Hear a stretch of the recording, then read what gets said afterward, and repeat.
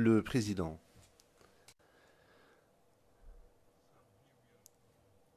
Nous sommes de retour pour le deuxième volet d'audience aujourd'hui. Et sans plus tarder, je redonne la parole à Monsieur le procureur. Vous avez la parole.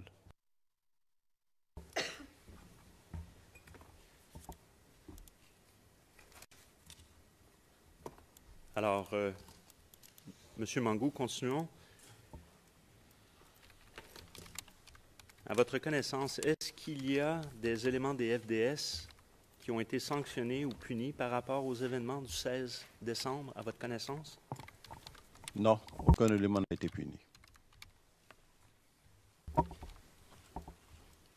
Alors, j'aimerais maintenant revenir à la rencontre que vous avez eue le 24 février 2011 avec le président, juste pour une question de précision. Et je me réfère au transcrit du 26 septembre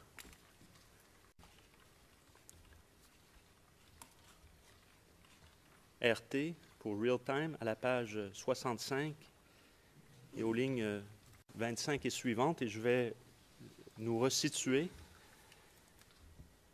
Donc, et je cite, pardon. Pour vous situer, vous êtes avec la carte et le président va se lever, juste pour se remettre dans le contexte. Donc, le président nous a dit, il nous a donné une mission. Il a dit libérer l'axe Maka à Bengourou. C'est le même axe qui a part jusqu'à Bengourou. Parce que, avait-il dit, c'est un axe stratégique. Il faut permettre à la population du Sud de remonter vers l'Est et la population de l'Est de venir aussi à Abidjan. Mais qu'en plus, il faut permettre la circulation des produits d'Abidjan vers l'Est, vice-versa.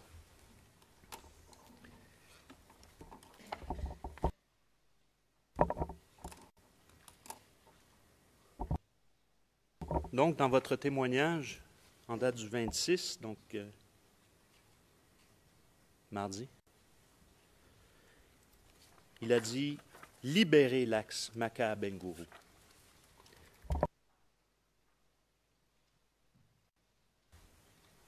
Vous rappelez-vous avoir été questionné en septembre 2013 sur cette rencontre et les termes employés par M.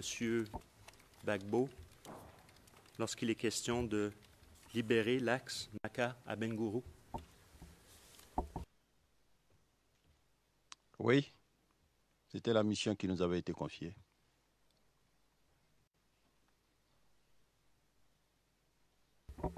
Mais vous rappelez-vous de le qualificatif employé par le président pour libérer l'axe?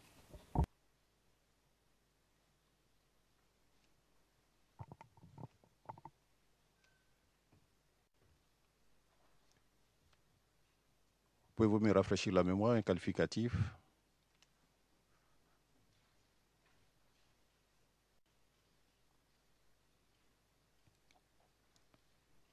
Alors, je vais référer au transcrit 0051 1045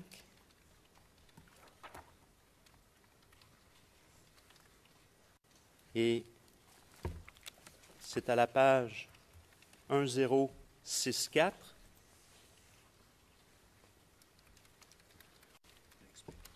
Et je vais lire, ça va être pour m'assurer que je ne suis pas malhonnête.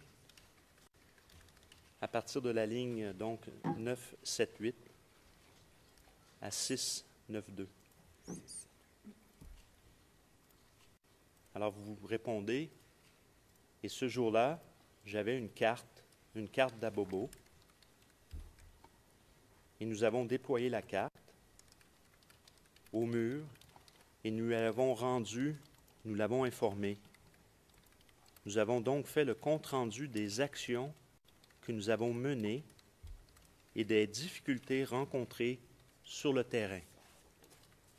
Je continue à la page suivante. Could you please repeat the page number? La greffière d'audience, pourriez-vous, s'il vous plaît, repréciser la page? Et maintenant, nous allons à la page 1065.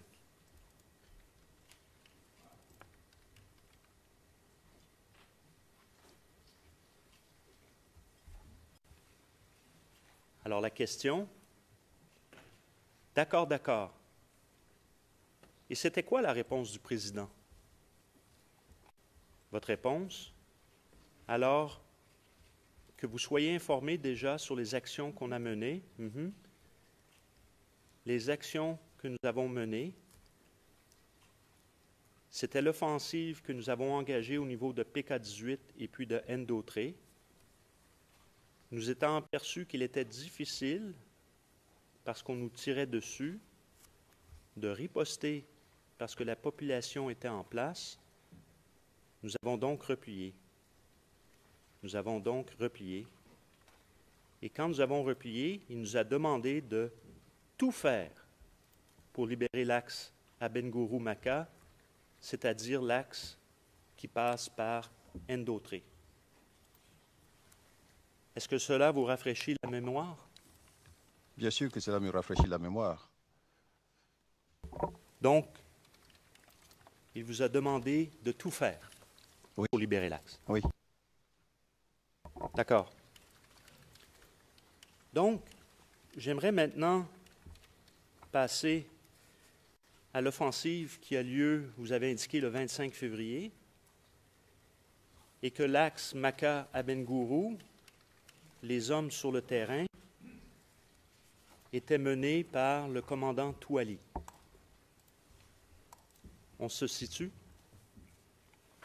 Et pour la référence du commandant Touali, là je me rends compte que je n'ai pas la page, mais effectivement c'est bien dans les transcrits. Il s'agit du transcrit numéro 194 en français, ET, page 77, lignes 21 à 22. Alors ma question est la suivante. Lors de cette opération, lors de cette offensive le 25, des mortiers ont-ils été utilisés? Pas ceux du Banco avant, mais bien durant l'opération elle-même, au moment où les forces commandées par le commandant Touali avancent. Okay. Donc, lors de la deuxième phase de l'opération, à la demande du général d'Eto, j'ai autorisé un tir de mortier de 120.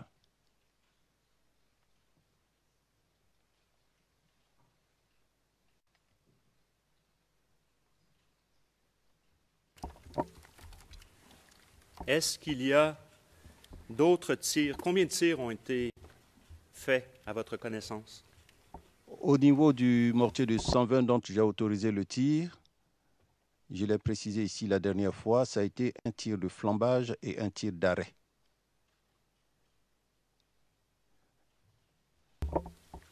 D'accord. Mais par la suite, pour cette opération, ou lors de cette opération, Alors, y a-t-il eu utilisation de mortiers? Lors de cette opération, puisque je vous l'ai souligné, les mortiers qui faisaient partie de l'unité, c'était des mortiers de 60. Ces mortiers de 60, je l'ai précisé, ce sont des armes de l'infanterie qu'on retrouve au niveau de la section d'appui de la compagnie, généralement commandée par un caporal. Donc, celui qui est habilité à donner l'ordre, c'est le commandant qui est avec la troupe, mais une fois qu'il a utilisé, il peut rendre compte de l'utilisation des mortiers. Cela n'est pas de la responsabilité du chef d'état-major des armées. Est-ce que des mortiers de 60, avez-vous été informé si des mortiers de 60 avaient été utilisés? Oui, j'ai été informé que des mortiers de 60 avaient été utilisés par le général Palacé. Et rappelez-nous, qui est le général Palacé à nouveau? Le général Palacé est le commandant de la force Licorne.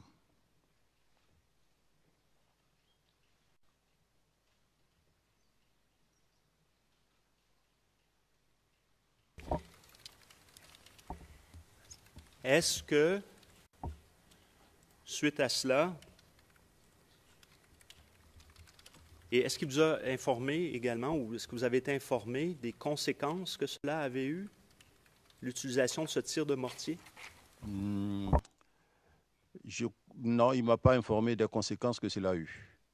Il m'a tout simplement dit que des mortiers avaient été utilisés.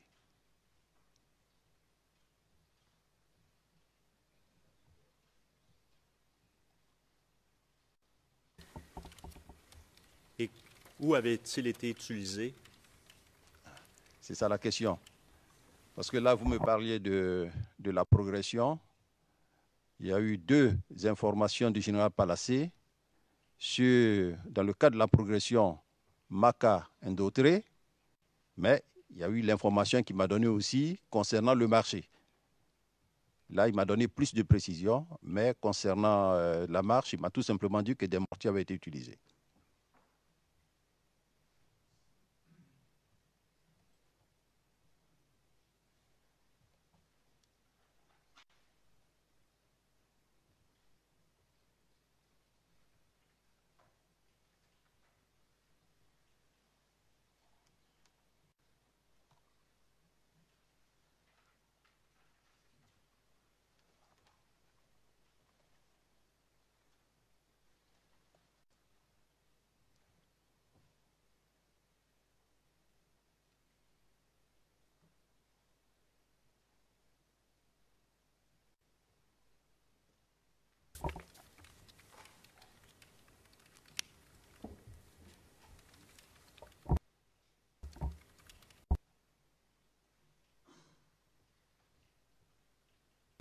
Alors, sur la personne qui vous aurait informé, vous rappelez-vous votre entretien avec le bureau du procureur en septembre 2013, ce que vous avez dit à ce sujet, au sujet de savoir qui vous avait informé à l'utilisation de mortier pour cette opération du 25?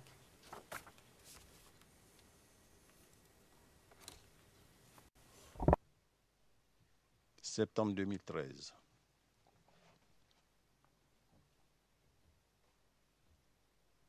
Vous pouvez toujours me rafraîchir la mémoire. J'ai donné le nom du général Palacé, le commandant des forces impartiales, Licorne. Je ne vois pas qui c'est d'autre. Alors, je réfère au transcrit 0051 1045.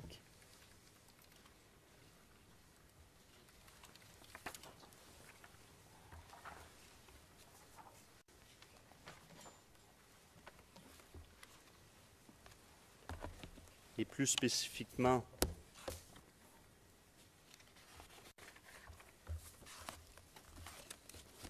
si vous me permettez, je suis pris dans mon classeur.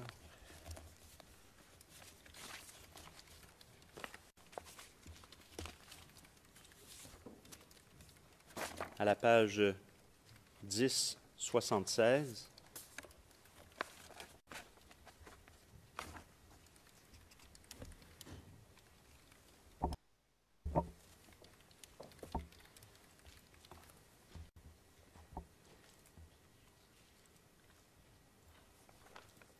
Et juste pour se restituer, je vais vous poser, je vais vous poser une question antérieure. Vous étiez informé donc de l'opération. C'est cela? C'est bien cela. Et est-ce qu'on vous a informé, vos troupes, qu'on avait utilisé un mortier de 60? Alors, la précision que je souhaiterais que vous puissiez m'apporter, est-ce qu'on parle de la manœuvre ou bien de l'utilisation générale du mortier au niveau d'Abobo, parce qu'il y a le cas du marché et il y a le cas de la marche offensive. Dans quel cas sommes-nous? Nous ne sommes pas dans le cadre du marché. Nous sommes dans le cadre de l'offensive menée par M. Touali, le commandant Touali, le 25 février, pour aller libérer l'axe. D'accord. Donc, lors de cette opération, est-ce que vous avez été informé par vos hommes qu'il y avait eu utilisation d'un mortier de 60? Si je dois être informé, normalement, c'est le général d'État qui m'informe. Vous a-t-il informé, le général d'Étau-Leto? Oui. Oui, Il vous a informé qu'il y avait eu l'utilisation d'un mortier de 60? je crois. Hein.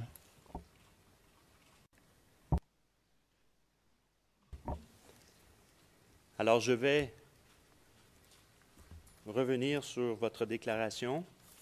Donc, à partir toujours de la même page, la 1076, pardon, la ligne 1087, et je lis. Bon, vous avez été informé du déroulement des opérations? Réponse. Pas de l'utilisation des armes. Question.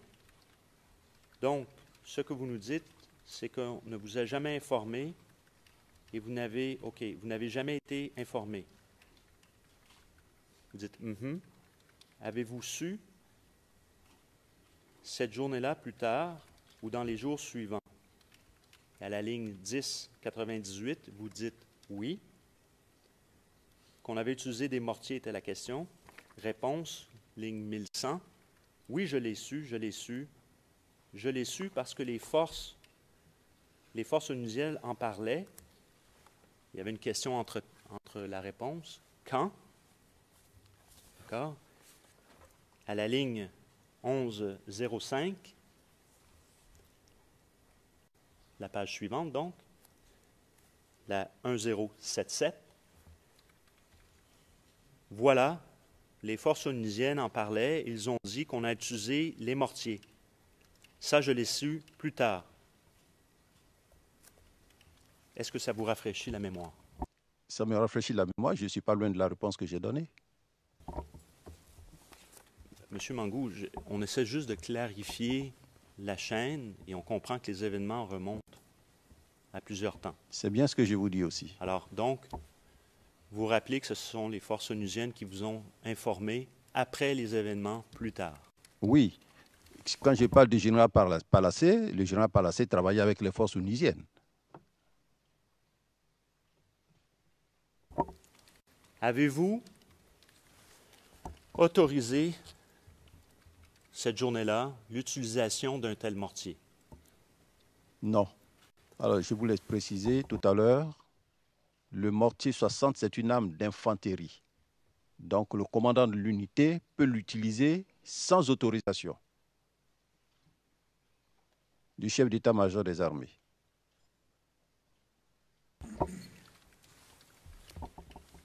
Et où ce mortier est-il tombé lorsque vous parlez aux forces onusiennes? Ça, je ne peux pas le savoir. Je ne peux pas le savoir puisque je n'étais pas sur le terrain.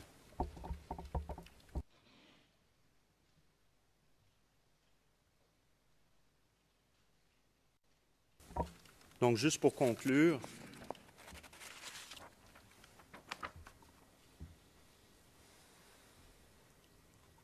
vous n'avez jamais été informé. Mais vous parlez de quel mortier? Le 120 ou bien le 60? Vous n'avez jamais été informé de l'endroit où ce mortier de 60 était tombé. Non, puisque je n'ai pas autorisé le tir du mortier 60. Le tir du mortier 60 fait partie de l'arme de l'infanterie. C'est le commandant d'unité qui ordonne le tir. Donc, je ne peux pas savoir où il est tombé.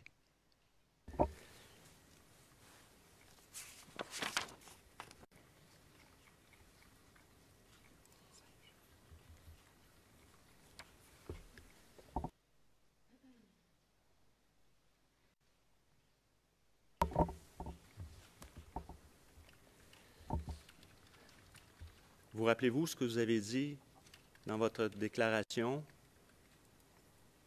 Ce que votre réaction a été suite au fait que vous apprenez que des mortiers ont été utilisés, des mortiers de 60 ont été utilisés, est-ce que vous avez donné instruction?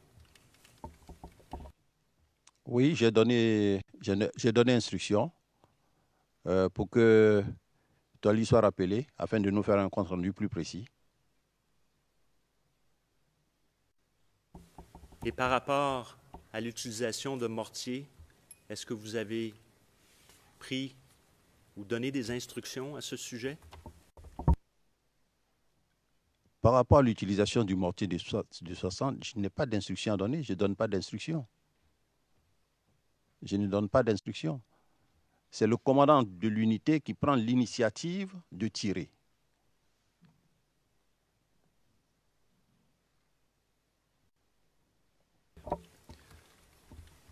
Juste pour être clair, une fois que vous avez appris que ça a été utilisé, des mortiers de 60 dans le cadre de cette offensive, est-ce que vous avez pris des mesures par rapport à ces mêmes mortiers?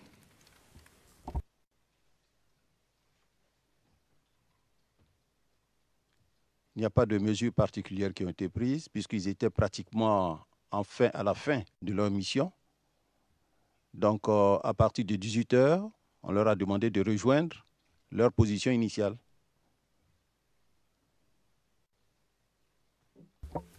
Non, Alors, dans la deuxième phase, de rejoindre le camp commando. vous rappelez-vous avoir été questionné au sujet de les mesures que vous avez prises par rapport à l'utilisation de ces mortiers et des réponses que vous avez données à ce sujet lors de votre entretien en septembre 2013 avec le bureau du procureur? Je ne me rappelle pas. Par contre, ce que je sais du mortier de 120 dont moi j'ai autorisé le tir, après avoir fait le tir, j'ai demandé qu'on réintègre ce mortier. Parce que ce mortier, déjà même à lui seul, il fait 600 kilos. 600 kilos. Donc, c'est une arme impressionnante et qui est généralement utilisée en arrière de l'ennemi. En arrière de l'ennemi. Or là, ce qu'on recherchait, c'était de montrer l'arme à l'ennemi, de lui faire voir les effets, et à l'issue du coup, on a réintégré cette arme, le mortier de 120. Mais par contre, les mortiers 60 sont restés.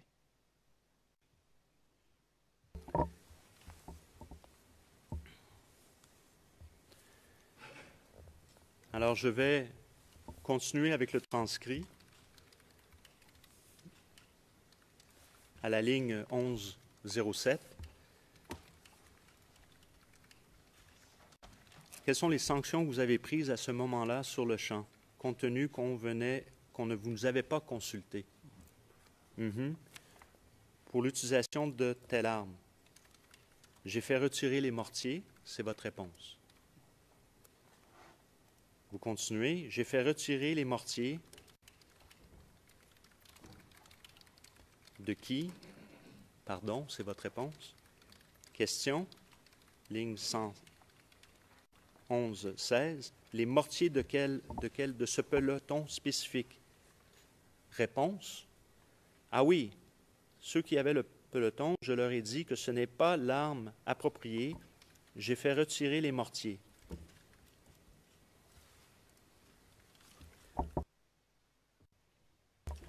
Vous rappelez-vous avoir dit cela?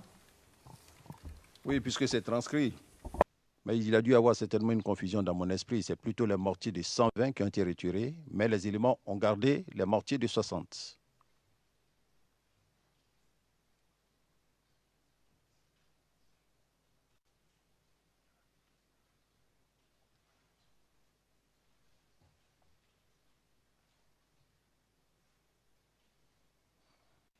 Just one second. Un instant, je vous prie.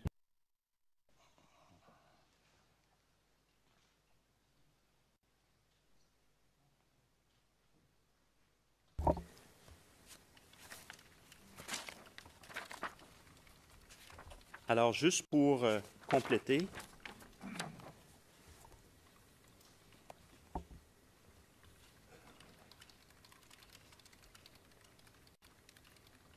en avez-vous rendu compte au président par la suite de cette opération qui avait été conduite le 25? Oui, généralement, en fin de mission, nous rendons toujours compte, mais cette fois-ci, pas directement au président de la République. Le compte rendu a été fait au ministre de la Défense, qui sûrement a rendu compte au président de la République.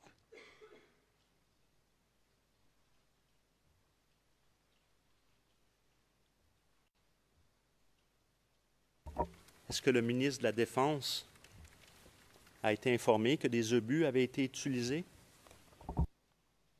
Oui, pas pour l'opération que nous avons menée de la Maca à Indodré, mais pour le marché, il a été informé.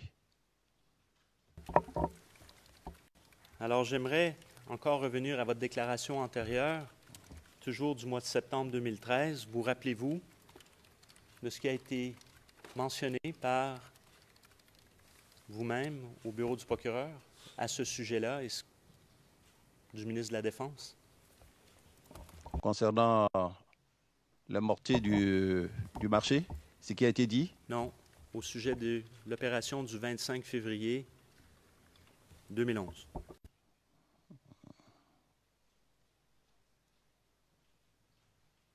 Il faut toujours rafraîchir la mémoire parce que ça fait longtemps. Hein. Ça fait vraiment longtemps. Tout à fait. Alors, toujours le même transcrit. Si on peut aller maintenant à la page 0051-1079.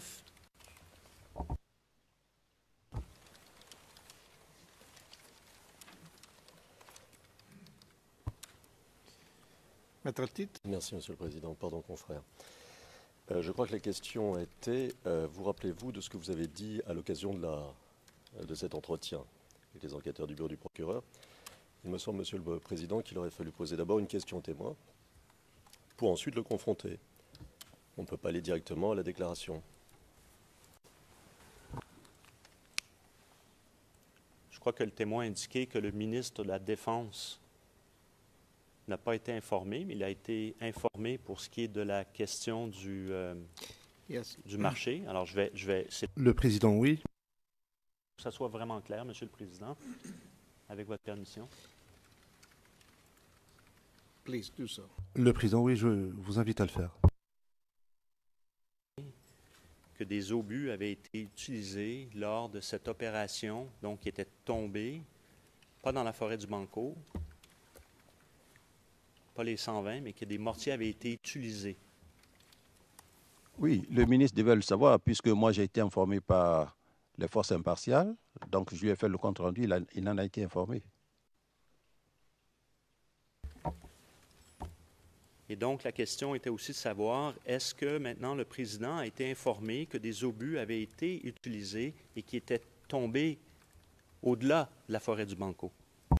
Personnellement, je n'ai pas rendu compte au président, mais le ministre certainement doit avoir fait le compte rendu au président.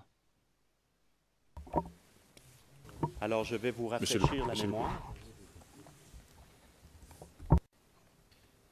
Maître Andry. Je voudrais savoir, peut-être que je n'ai pas bien suivi, donc je voudrais m'excuser si c'est le cas. Est-ce que le témoin a parlé d'obus tombés après la forêt du Banco?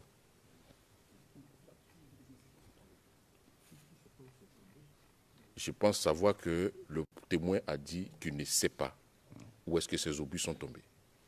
Maintenant, si un passage m'a échappé, veuillez m'excuser. Je peux reformuler. I don't think you miss. Non, non, je ne pense pas que cela vous ait échappé. Moi, je n'ai pas entendu le témoignage. Président, que des mortiers de 60 avaient été utilisés. Alors je réponds que le ministre a été informé. Moi, personnellement, je n'ai pas informé le président, mais certainement que le ministre était informé, il a dû rendre compte au président de la République.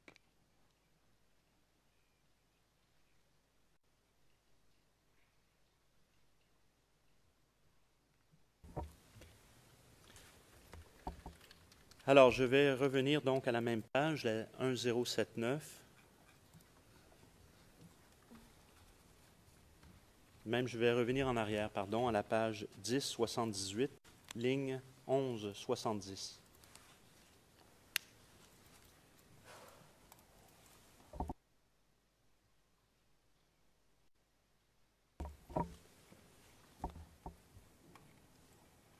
Est-ce qu'il y a eu un rapport qui a été fait au président de l'opération compte tenu que vous avez réussi à prendre le carrefour? Réponse, oui. Vous en avez parlé, et la page suivante, ligne 1175. Vous en avez parlé, question, réponse. Alors, j'ai rendu compte au président que le carrefour a été libéré. Le carrefour a été libéré, mais il se trouve que quelques jours plus tard, puisque mes hommes ne pouvaient pas tenir sur le terrain par manque de munitions, je les ai fait partir à l'escadron et le carrefour a été récupéré par le commando invisible. Question. Est-ce que le ministre de la Défense a été informé que des obus avaient été utilisés? Réponse. Oui, il savait, puisque les forces impartiales en parlaient. Question. Est-ce que le président a été informé que des obus avaient été utilisés? Réponse. Le président a été informé. Question. Quelle a été la réaction du président lorsqu'il a été informé qu'il y avait des obus qui avaient été utilisés? Réponse. Bon. Lorsqu'il a su que les obus ont été utilisés, le président nous a posé des questions. Question. Oui. Personne entendu? Vous, votre réponse? Voilà. Il nous a posé des questions sur comment ça s'était passé. Donc, nous lui avons donné la réponse. Mais nous-mêmes, nous n'étions pas sur les lieux pour lui rendre compte de l'ampleur, voilà, des dégâts. C'est-à-dire que ça a défoncé un toit, que ça avait tué des gens. Moi, on n'a pas fait ce compte-rendu. Question. Comment a réagi le président en termes disciplinaires à ce moment-là, compte tenu qu'il y a eu utilisation de mortiers en zone urbaine? Réponse. Non, il n'y a pas eu de mesure disciplinaire. Question. Il n'y a eu aucune mesure disciplinaire? Réponse. Non. Qu'est-ce qu'il vous a dit au juste? Quelle était sa réaction? Quels ont été ses commentaires à ce moment-là? Il n'a rien dit. Question. Il n'a rien dit? Non.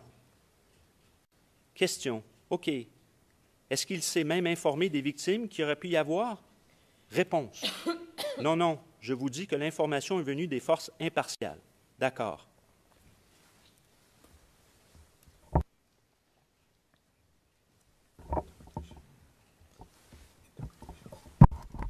Can it be? Se pourrait-il que vous ayez été un peu plus loin que nécessaire? Le procureur, je ne pense pas. Le juge président, moi je le pense. Lorsque l'on lit des déclarations qui sont faites en réponse à des questions, ces questions ne respectent pas toujours la forme qu'elles ont quand elles sont posées en audience. En l'occurrence, un certain nombre de questions ici qui ont été mentionnées, citées, ont un caractère suggestif, n'est-ce pas? Donc c'est un peu problématique, parce que en les lisant, on accentue le caractère suggestif.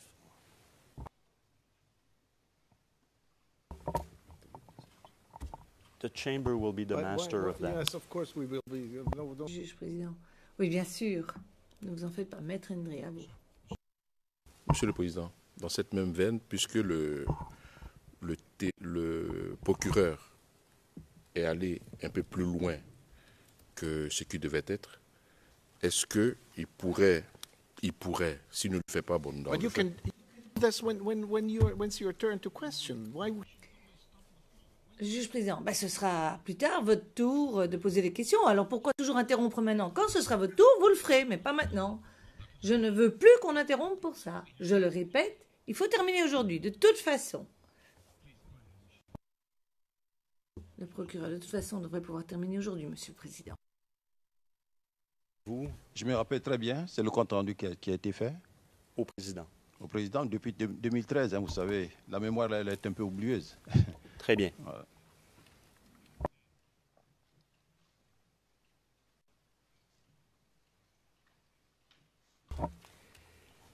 J'aimerais qu'on discute maintenant des événements du 3 mars 2011.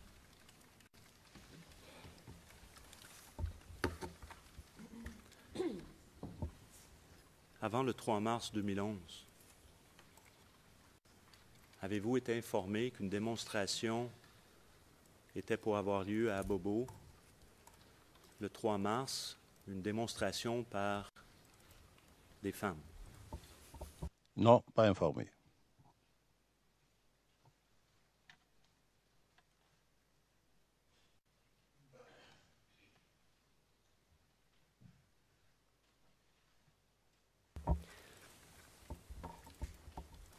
Avez-vous été informé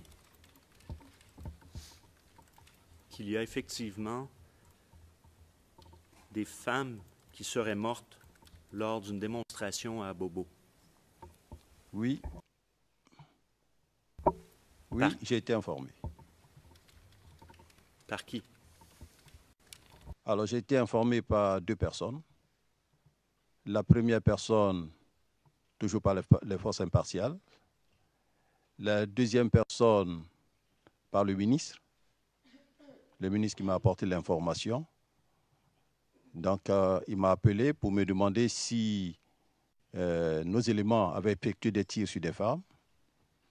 La première chose que j'ai faite, c'est d'appeler Deto pour m'informer de ce qu'il a. Est-ce qu'il a été informé de ce qu'une marche se passait à Bobo? Il m'a dit non.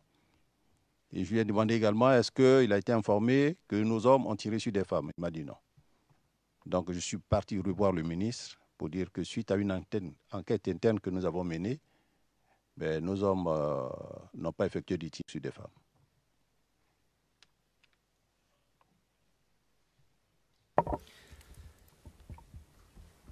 Alors, juste petite question de précision. Vous rappelez-vous vers quelle heure vous avez eu cette discussion avec la première discussion avec le ministre, vous informant, vous demandant si vous étiez informé que des femmes étaient... Il y avait eu un incident à Bobo avec des femmes? Oh, je n'ai pas l'heure en tête. Je n'ai pas l'heure en tête, mais je crois que quand il m'a informé, j'ai eu le temps de voir la scène à la télévision au journal de 20 h. Mais je n'ai pas l'heure, l'information, je n'ai pas ça en tête. Donc,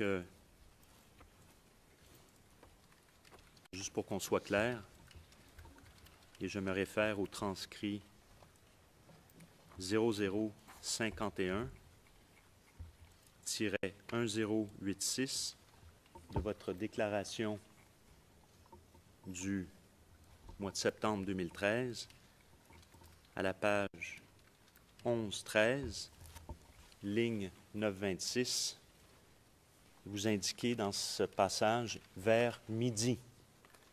Est-ce que là, cela vous rafraîchit la mémoire? Oui.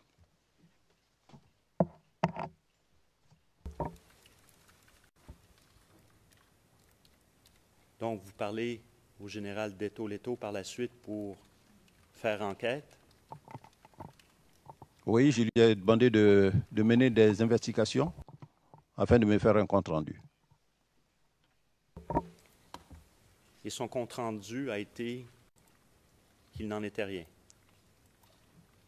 Non, pas qu'il n'en était rien, mais que nos hommes n'étaient pas impliqués. Que nos hommes n'étaient pas impliqués. Donc, expliquez-nous en détail ce que M. Deto-Leto vous a dit donc sur ce qui s'était produit à Bobo, s'il est à même de vous dire que vos hommes n'étaient pas impliqués. Donc déjà, après la deuxième phase de l'opération, nos éléments ont rejoint le camp commando. Hein. Les faits ici se sont produits le 3 mars, donc nos éléments étaient au camp commando. Voilà. Donc quand ils étaient renseignés, on n'a pas été attaqué ce jour-là. Donc ce qui s'est passé avec les femmes, ce n'était pas nos hommes. Et donc, vous dites que vous avez rencontré ou vous avez parlé au ministre une deuxième fois?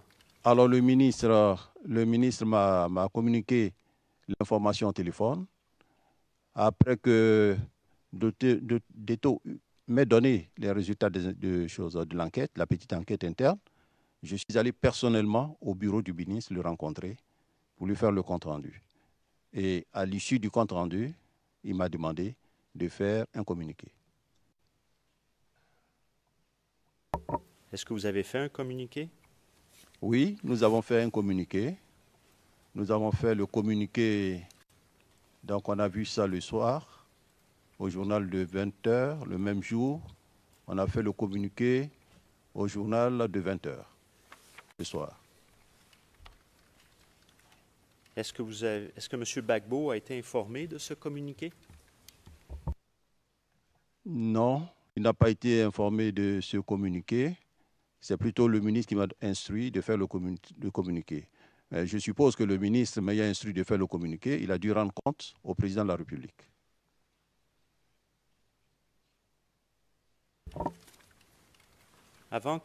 Lorsque vous faites votre compte-rendu au ministre,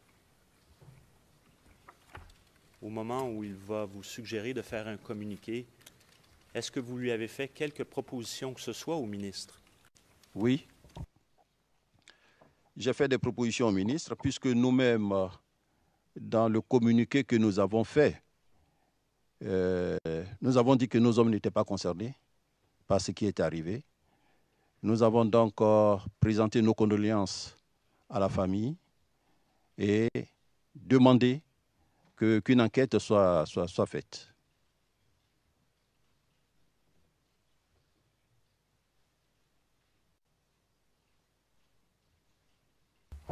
Alors, si vous me permettez juste un petit instant.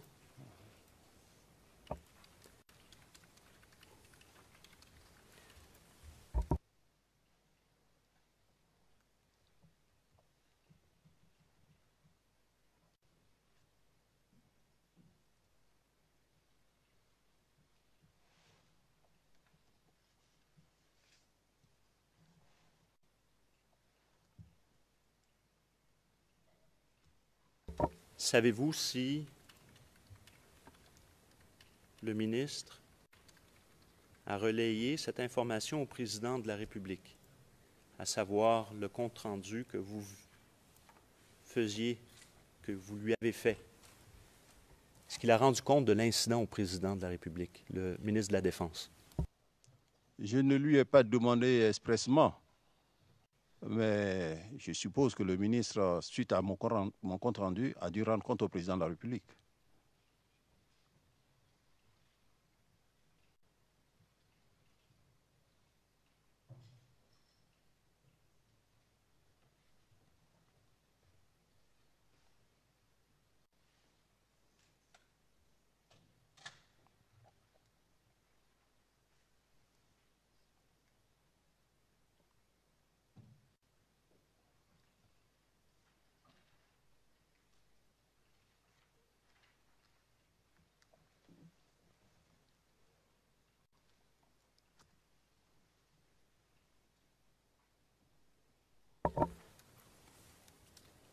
Donc,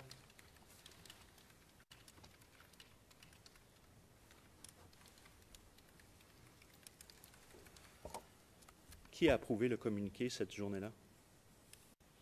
Le ministre de la Défense a approuvé.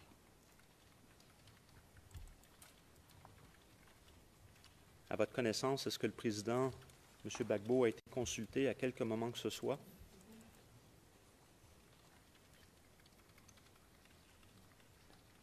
Être consulté par moi ou bien par le ministre? Peu importe, par vous ou par le ministre, à votre connaissance. C'est bien ce que j'ai dit tout à l'heure. Oui. C'est bien ce que j'ai dit tout à l'heure. Je disais que j'ai fait le compte rendu au ministre, donc je suppose que le ministre a dû rendre compte au président de la République. Est-ce que le ministre vous a informé s'il avait informé le président? Non, je n'ai reçu aucune information du ministre. But, I mean, Le juge président. Mais c'est clair maintenant. Pour nous, c'est clair. Ou bien vous avez quelque chose sur lequel vous voulez revenir pour confrontation et faites-le, mais sinon les choses sont claires. Le témoin a discuté avec le ministre et le ministre a... Enfin, je ne vois pas où vous allez. Le procureur répond sans micro, malheureusement. Please, please. If there is something, confront the witness. S'il y a quelque chose, confrontez le témoin. Monsieur MacDonald, s'il y a quelque chose, confrontez le témoin. Vous rappelez-vous, encore une fois, de votre déclaration et ce que vous avez dit au bureau du procureur au mois de septembre 2013 à ce sujet? De la connaissance de M. Gbagbo au niveau de ce communiqué.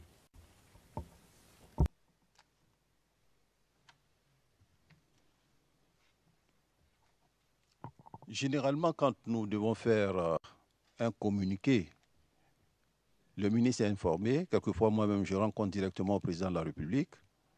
Et quelquefois, le président me demande de lire les parties. Mais concernant ce communiqué, ce que je suis en train de vous dire, c'est que le ministre m'a demandé de faire le communiqué. Et je suppose qu'il a dû rendre compte au président de la République qui nous a demandé de faire le communiqué. Très bien. Alors, j'aimerais qu'on appelle le transcrit 0051 1086 à la page 1115.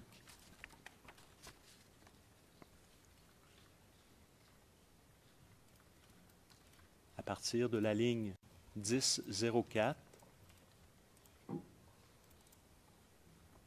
jusqu'à la ligne 1019. Et je vais lire.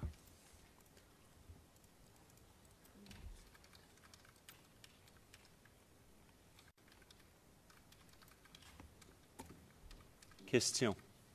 OK, d'ailleurs, qui approuve le communiqué à ce moment-là? Réponse. Le ministre de la Défense approuve le communiqué parce que là, il s'agissait quand même de mort. Donc, on a vu le ministre pour qu'il puisse approuver le communiqué. Question.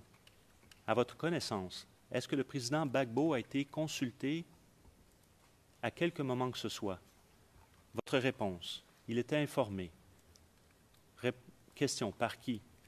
Il a été informé par son ministre de la Défense. Et ça, vous le savez comment? Ah, mais le ministre m'a dit qu'il a rendu compte. Il ne peut pas se produire un tel fait sans qu'il ne sache. Surtout que les images aussi ont été présentées à la télévision. Mais moi, dans cette tuerie, sincèrement, je souhaiterais qu'une enquête approfondie soit faite. Question suivante. Est-ce que vous avez rendu compte au président ce jour-là? Réponse. Le président est saisi. Je vous dis que les images sont passées à la télévision. Vous rappelez avoir donné ces questions et réponses, M. Mangou? Oui, mais bien sûr, je ne suis pas loin de la réalité. Et vous confirmez que le ministre de la Défense vous a informé que le président Gbagbo, qu'il en avait informé le président Gbagbo? Bon, je le confirme. Très bien. Alors, Monsieur le Président. Mettre le titre. Merci, Monsieur le Président. Il me semble que pour la clarté des débats, il serait utile de poser au témoin la question « informé de quoi ?» Parce que toute cette ligne de questionnement, sauf erreur de ma part, porte sur le communiqué. Le Président a-t-il été informé du communiqué? Et en réalité, si l'on reprend la déclaration, on parle d'information, mais pas d'information concernant le communiqué. Il était informé sans qu'on sache exactement de quoi. Donc il serait utile pour nous tous que la question soit posée au témoin de savoir de quoi on parle ici. About what were you informed by the minister? Vous avez été informé de quoi par le ministre? Monsieur le Président, je crois que là, nous parlons du communiqué. Thank you. Merci. Poursuivez. je vais présenter le communiqué en question tel que lu. CIV, OTP, 0026-0006. Journal télévisé du 4 mars 2011 à 13 heures. Il s'agit de l'onglet 122. De la minute 22:13 à 25:39. Le transcrit correspondant est le 0051-2250, onglet 318, et ce sera de la ligne 181 à la ligne 206. On veut s'assurer que les interprètes aient le transcrit, mais ça devrait être le cas. Et sur votre signal, Monsieur le Président, on est prêt à présenter la vidéo.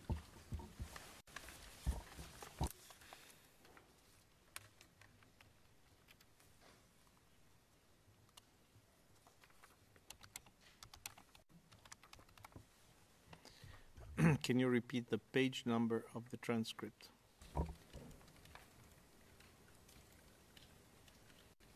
« 2250, 0051-2250, les lignes 1, 8, 1 à 2, 0, 6. Et la page elle-même, c'est la page 2255.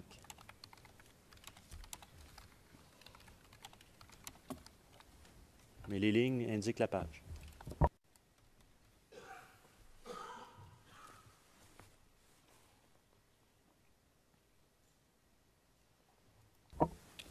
Alors, encore une fois, M. Mangou, on regarde et je vous pose des questions par la suite.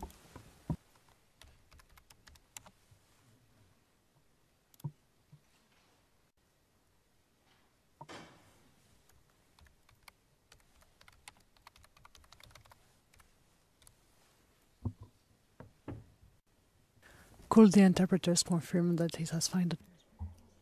Est-ce que les interprètes peuvent confirmer qu'ils ont trouvé la retranscription? Merci.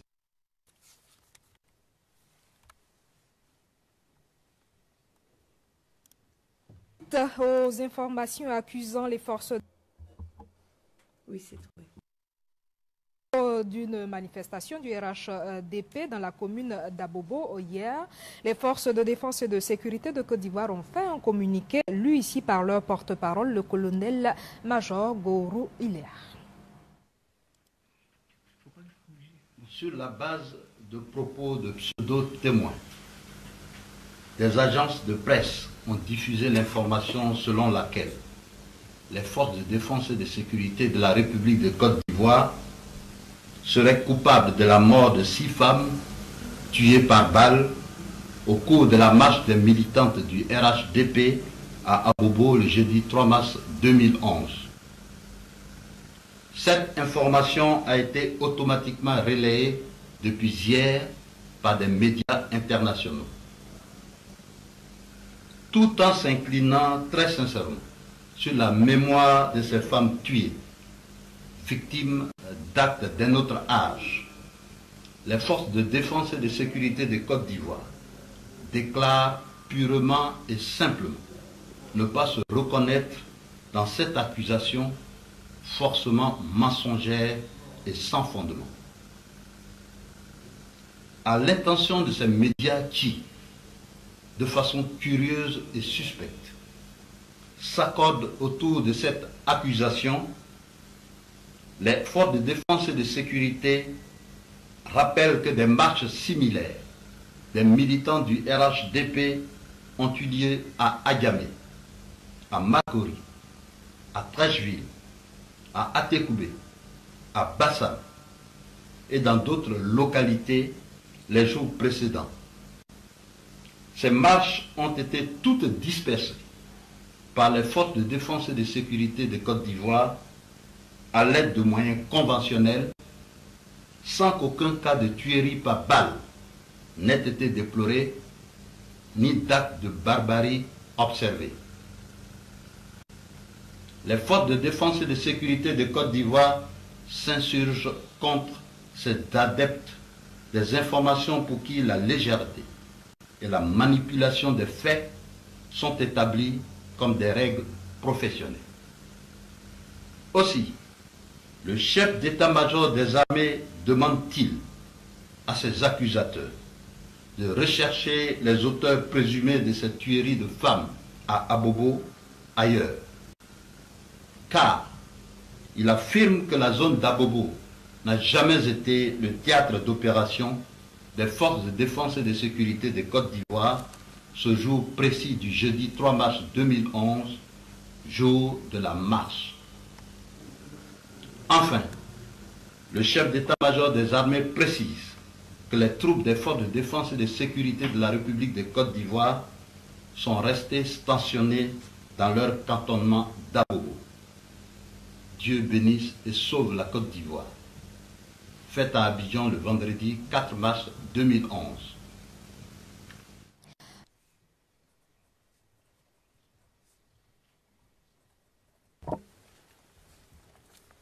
Donc, c'est bien le même communiqué dont on parlait dans mes questions précédentes? C'est bien le même communiqué. Très bien.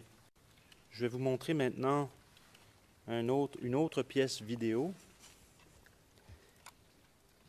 CIV OTP 0026 0018 à l'onglet 124.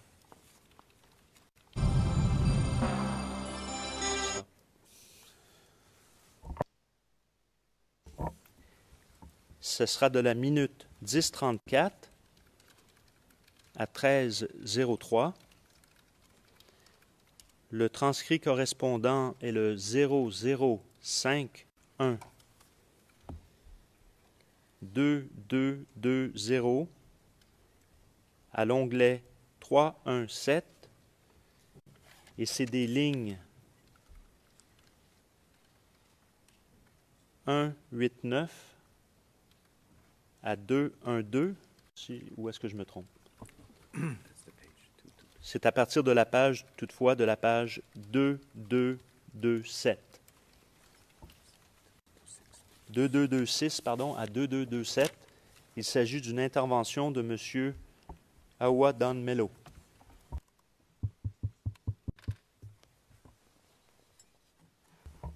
Il s'agit du journal télé du 5 mars, 13h. Et on peut y aller. Le gouvernement de Côte d'Ivoire dégage toute responsabilité s'agissant de la mort des militantes du RHDP tuées au cours d'une marche organisée à Abobo jeudi dernier. Nous vous proposons à cet effet la déclaration du porte-parole du gouvernement. Communiqué du gouvernement du vendredi 4 mars 2011. Des informations relayées par des chancelleries et médias internationaux font état de ce qu'une manifestation de femmes RHDP réprimée par les forces de défense et de sécurité aurait fait des morts. Les forces de défense et de sécurité de Côte d'Ivoire, dans un communiqué, ont affirmé qu'elles ne se reconnaissent ni de près ni de loin dans ces accusations. Le gouvernement élève une vive protestation contre cette grossière manipulation. Le gouvernement dénonce la recherche effrénée des charges contre le président de la République au moment où l'on attend dans la sérénité la venue du panel des chefs d'État de l'Union africaine et que l'on s'apprête à célébrer la femme en organisant la journée internationale qui lui est dédiée le 8 mars 2011. Le gouvernement condamne la promptitude avec laquelle certaines chancelleries et la presse internationale relatent avec légèreté des accusations fantaisistes et sans fondement. Il s'agit, entre autres, de la recherche de prétendus charniers, de manifestants morts devant des caméras étrangères et par la suite curieusement ressuscités. la recherche d'avions livrés en violation de l'embargo sur le matériel militaire, la prétendue oppression des forces de défense et de sécurité contre les éléments de l'ONUCI à l'aéroport de Yamoussoukro. Le gouvernement met en garde les auteurs de telles accusations inacceptables et intolérables et se réserve le droit d'engager des poursuites contre ceux qui s'adonnent à la manipulation de l'opinion nationale et internationale. Je vous remercie.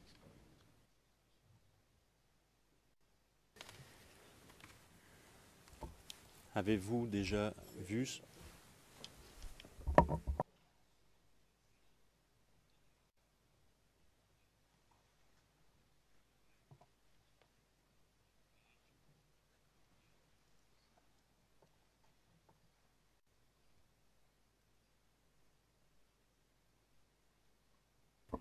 Mr. McDonald?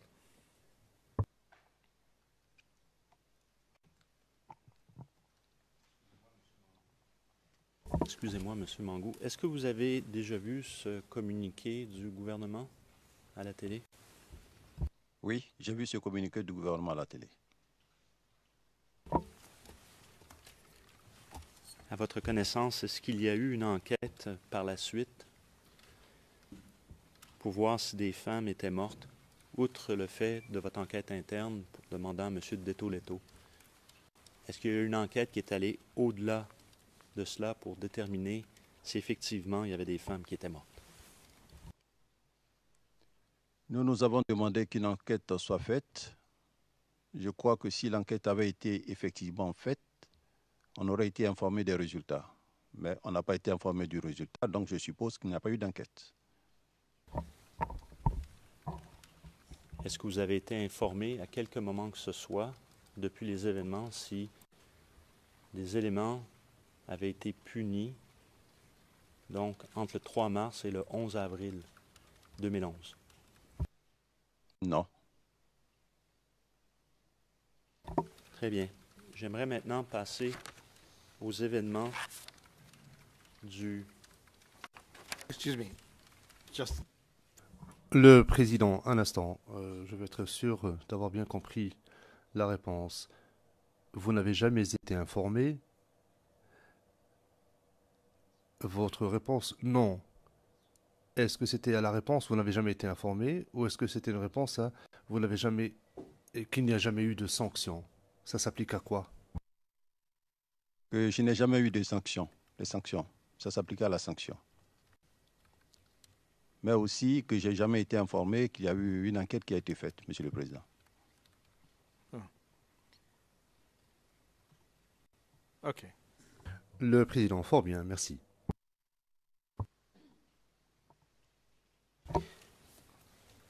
Le 17, pardon, les événements du marché d'Abobo.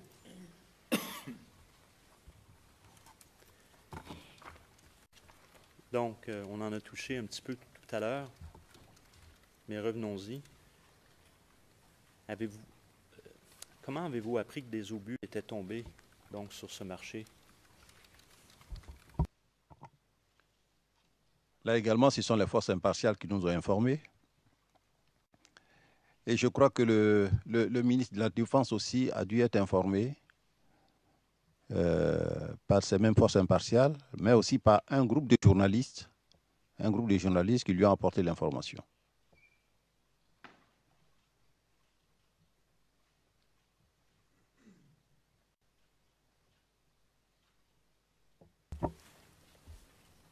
Avez-vous fait enquête? Comme dans toute opération, quand ces genres d'événements surviennent, on arrête l'opération, on mène l'enquête pour s'assurer si ce sont nos hommes qui sont en cause. Donc l'enquête interne a été faite. Voilà, j'ai demandé au général Detto de faire une enquête interne, elle a été faite.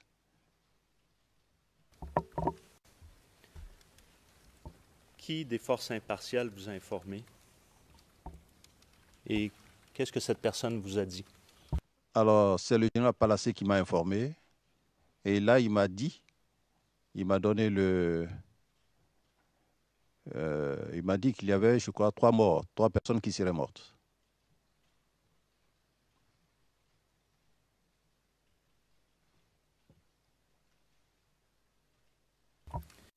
Lorsque vous faites votre enquête, alors quelle est cette enquête interne que vous avez faite? Alors l'enquête interne, c'était de poser la question, de savoir si effectivement nos éléments avaient tiré. Non, ils n'ont pas tiré. Et quand nous-mêmes, nous voyons les caractéristiques de l'arme, le mortier 60, comme je l'ai souligné, qui est une arme d'infanterie, avec laquelle on peut effectuer un tir de 100 à 1000. Nos éléments étaient au camp commando. À vol d'oiseau, ça peut être à 1500, 2000 mètres. Et puis, au camp commando, il y a quand même de grandes bâtisses. Mettre un mortier 60 en batterie, ne pas avoir visuel avec le marché et puis effectuer des tirs, ça nous a semblé vraiment impossible. Ça nous a semblé impossible. Qu'est-ce que M. Detto-Letto vous a mentionné? Detto-Letto nous a plutôt dit que nos éléments avaient utilisé des grenades. Voilà, qu'ils avaient utilisé des grenades, c'est ce qu'il avait dit. Mais pas de tir de roquettes de 60. Quel type de grenade? Nous avons deux types de grenades. Nous avons les grenades offensives. Nous avons les grenades défensives. Je vous ai défini chaque grenade ici, mais je reprends. Est-ce que c'est une offensive ou une défensive qui a été utilisée? Est-ce que M. Detto-Letto l'a mentionné? Non, mais il ne l'a pas précisé expressément. D'accord.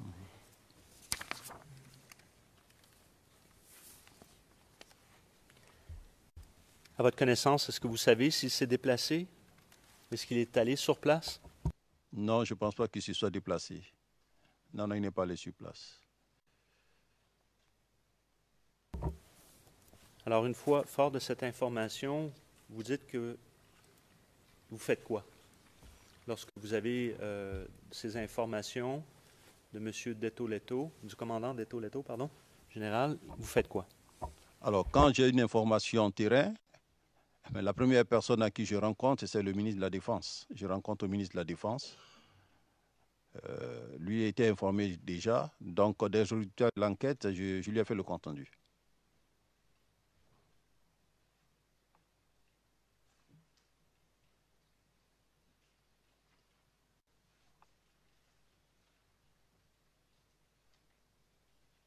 Et je lui ai aussi demandé, excusez, j'ai oublié un point.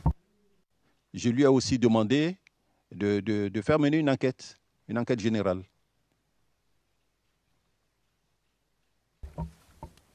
Et qu'est-ce qu'il a dit à cette proposition?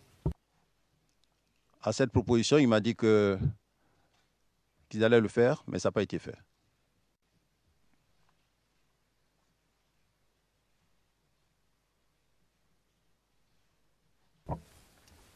Est-ce que le président a été informé, le président de la République?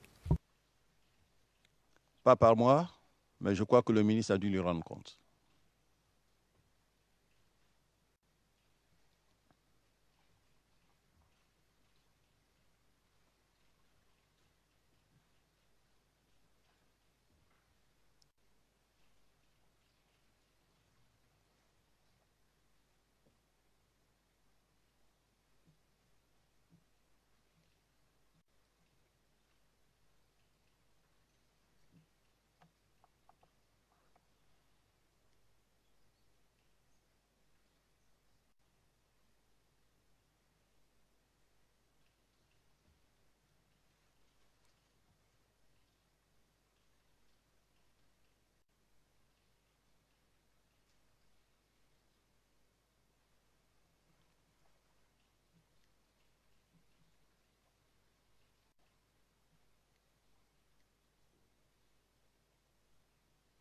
Alors, juste pour confirmer, est-ce que vous...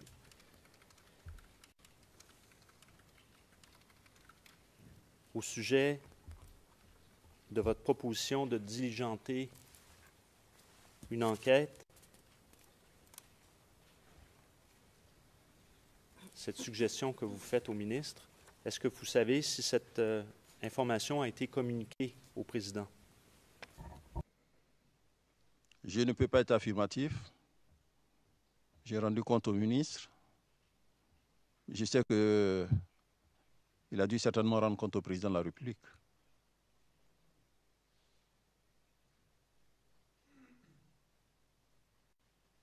Est-ce que vous savez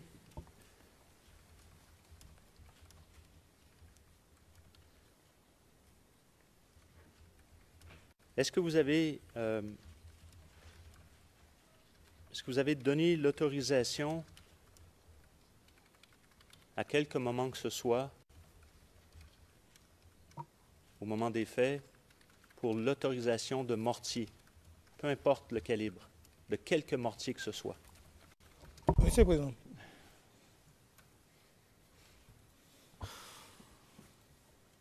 Maître Bougnon? Oui, Monsieur le Président, je fais une objection parce qu'avec cette ligne de questionnement, il a demandé au témoin, le témoin a répondu pour dire que d'après les enquêtes et selon la position du marché, il n'y a pas eu de tir de mortier, on a plutôt dit grenade. Donc je ne sais pas de quelle autorisation, de quel tir de mortier on parle.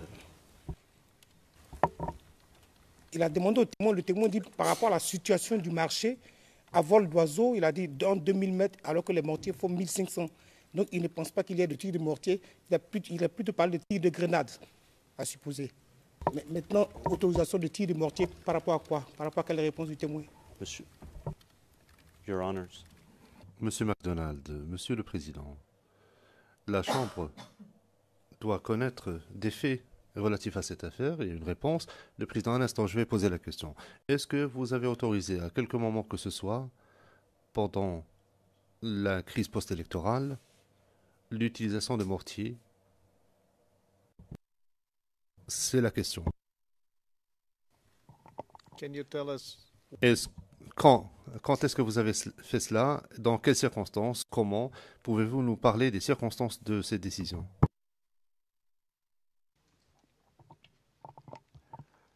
Oui, Monsieur le Président. Je l'ai déjà dit ici, j'ai autorisé personnellement, à la demande du général d'Eto, 2 tirs au mortier. Le premier tir, avant la première progression, à partir de la Maca, un tir au mortier 60 dans la forêt du Banco, qui était un tir de flambage et un tir d'assernement. Tir de flambage, pourquoi? Parce que le mortier, quand il sort du magasin d'armes, après qu'on ait fait l'entretien, on met toujours un peu d'huile pour que les parties ne rouillent pas. Donc quand on sort, on nettoie, mais il y a encore de l'huile. Tir de flambage, ça brûle l'huile pour permettre au tube d'être plus lisse. Tir d'harcèlement, pourquoi? Parce que nos éléments devaient passer par là. Et quand on longe une forêt, quelquefois on est surpris, on peut être attaqué, on peut tomber dans une embuscade. Donc ce tir avait pour objectif de voir s'il y avait quelqu'un, la présence ennemie dedans, pour que l'ennemi puisse répondre au tir que nous avons effectué.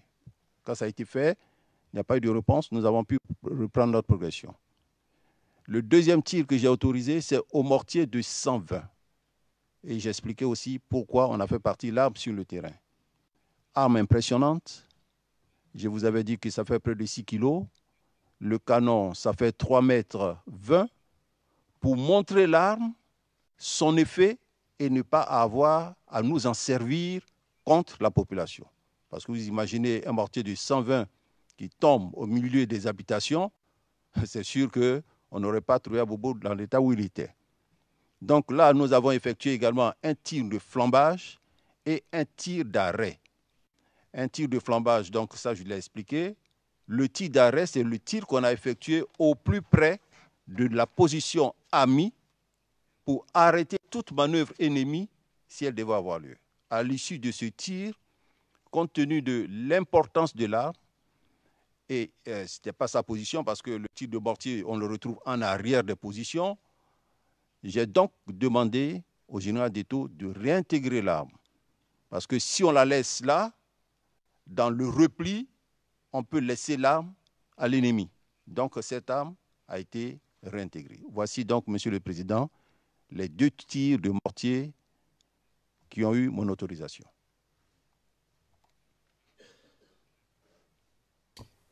Just one supplementary question. Le Président, une question supplémentaire. Est-ce que vous pouvez situer ça dans un cadre temporel?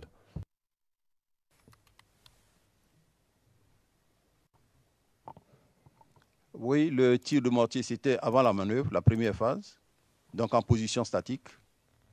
On a effectué le tir, les gens ont repris la progression. Le tir de mortier de 120, c'est quand nos éléments ont amorcé l'offensive. En gros, à 1 km et quelques du carrefour, nous avons effectué le tir, on a retiré l'arme et ils ont pu reprendre leur progression à la deuxième phase de l'opération. Le 25 février. Oui, le 25 février pour le tir. Le premier tir, ça a été le 23 février et le deuxième tir, le 25 février. Thank you, Mr. Prosecutor. Le Président, je vous remercie, Monsieur le Procureur.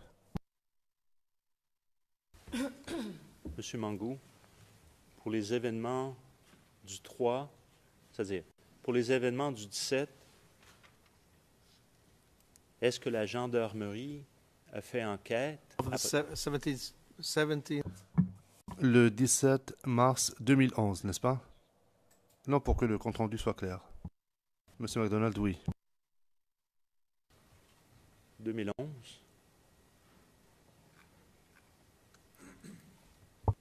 Est-ce que la gendarmerie a diligenté une enquête à ce sujet par rapport aux événements? Je ne peux pas vous le dire. Nous avons diligenté une enquête interne. Nous avons demandé qu'au niveau de l'État, une autre enquête soit diligentée. Donc, si elle devait être diligentée, cette enquête, c'était la gendarmerie qui serait saisie. Mais je n'ai pas souvenance de ce que la gendarmerie a été saisie pour faire une telle enquête. Et que ce soit donc pour les événements du 3 ou du 17 mars 2011, est-ce qu'il y a quelques éléments qui ont été punis, sanctionnés, ou quelques sanctions que ce soit pour ces événements-là? On ne pouvait pas punir d'éléments parce que nos éléments n'étaient pas impliqués. Une punition, on l'inflige à quelqu'un qui a commis une faute. N'ayant pas commis de faute, on ne pouvait pas infliger de punition à qui que ce soit. Alors je vais justement appeler maintenant la pièce vidéo, et je pense que ça va être la dernière chose pour cette matinée, Monsieur le Président, et cet après-midi, je serai certainement dans les temps pour terminer. Donc, je vais vous montrer maintenant, on va montrer maintenant la vidéo CIVOTP 0069 0376 de la minute 6:30 à 11:40. Il s'agit de la pièce 405 sur notre liste et le transcrit correspondant, si je ne me trompe pas, c'est en entier, CIVOTP 0087 0281 et c'est ajouté à la fin, l'avant-dernier sur notre liste, 613, je crois. Donc, le transcrit, c'est du début à la fin, s'il vous plaît, mais c'est de la minute 6:30 à 11:40. Merci.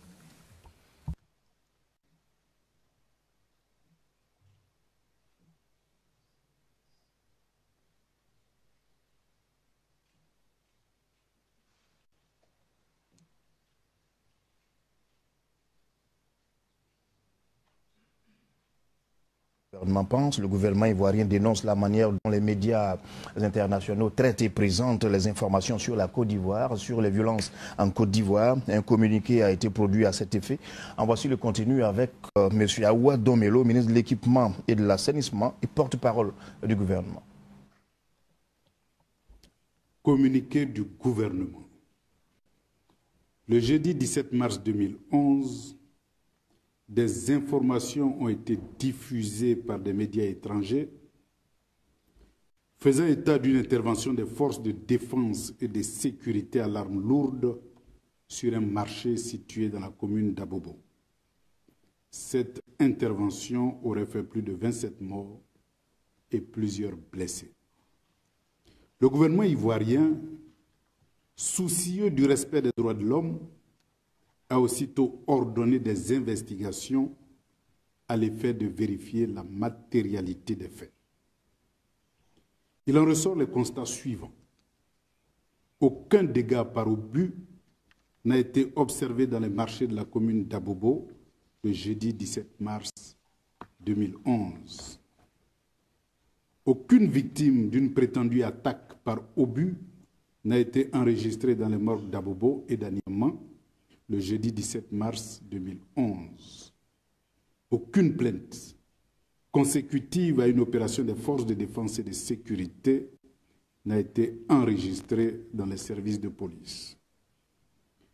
L'escadron de la gendarmerie d'Abobo a été, en revanche, attaqué par les rebelles à 2 reprises dans la journée du jeudi 17 mars 2011. Est-ce peut-être de cela qu'il s'agit? Comme on le constate, les faits allégués sont donc matériellement inexacts. L'attitude des journalistes des médias internationaux appelle, de la part du gouvernement ivoirien, les observations suivantes. Ces journalistes sont prompts à faire diffuser volontairement des informations erronées. Le gouvernement note, en ce sens, la similitude troublante entre la prétendue attaque à l'arme lourde du marché d'Abobo et la non moins prétendue répression de la marche des femmes d'Abobo il y a 3 semaines. Ces mêmes journalistes adoptent en revanche un mutisme injustifié lorsque des crimes d'une atrocité révoltante sont commis par les rebelles. À titre d'exemple, le massacre des villageois d'Anokwakouté dans la commune d'Abobo n'a point eu d'intérêt pour ces mêmes médias, ni même les personnes égorgées, tuées par balles, brûlées vives lors de l'attaque par les terroristes de l'antenne de la radio-télévision ivoirienne située dans la même commune. Des exactions et des tueries commises par les rebelles dans les localités de Doké, dans la sous-préfecture de Bloléquin, ne sont pas loin de constituer sinon un génocide, à tout le moins des actes y afférents. Elles n'ont eu droit qu'à l'indifférence de la communauté internationale. Les médias occidentaux agitent le spectre des poursuites internationales en diffusant en boucle des informations sur des charniers inexistants, des attaques imaginaires et des prétendus génocides. Ils contribuent ainsi corrélativement à assurer l'impunité aux rebelles et à leurs complices qui s'adonnent en toute quiétude à la perpétration des crimes contre l'humanité, dont les crimes des rebelles à tous les pleux, Bloléquin, Zouaouien, Béouien, Abobo et Anyama. L'embargo sur les médicaments, la fermeture des banques et l'interdiction d'exporter le cacao, privant ainsi la population ivoirienne des revenus pour se nourrir, se soigner, scolariser les enfants et vivre décemment. Le gouvernement de Côte d'Ivoire appelle les médias internationaux à prendre des précautions élémentaires pour vérifier la matérialité des faits avant de les diffuser et à faire preuve de professionnalisme, c'est-à-dire d'objectivité et d'impartialité, pour ne point se rendre complices des terroristes comme le sont déjà les forces onusiennes et les forces licornes, au risque de devoir les considérer désormais comme le prolongement médiatique du terrorisme ambiant. Voilà, c'était le communiqué du gouvernement relatif au traitement de l'information sur la Côte d'Ivoire par les médias internationaux.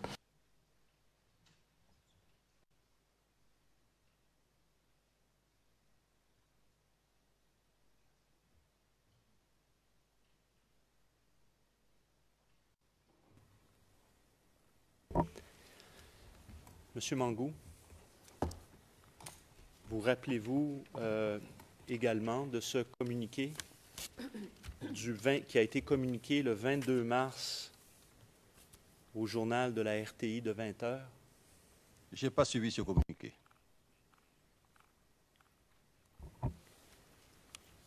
Alors, Monsieur le Président, je vous demanderai de prendre la pause déjeuner et nous allons finir avant l'heure de 16 heures. Ça devrait être assez court, le plus court que l'on peut, mais je ne peux pas vous donner immédiatement, est-ce que ça va être 30 minutes, 45 minutes, mais ça va être avant 16 heures, c'est sûr et certain. And then we go. Le président, après quoi, nous reprendrons lundi, si c'est le but de votre intervention. Nous n'allons pas commencer alors qu'il ne nous restera que 30 minutes. Et je crois que le témoin mérite de se reposer. Donc, dès que l'accusation en aura terminé, nous allons lever l'audience et reprendre lundi matin. Très bien. Nous allons faire notre pause déjeuner maintenant. L'audience est suspendue. Et nous reprendrons à 14h30. Merci beaucoup. Vous levez.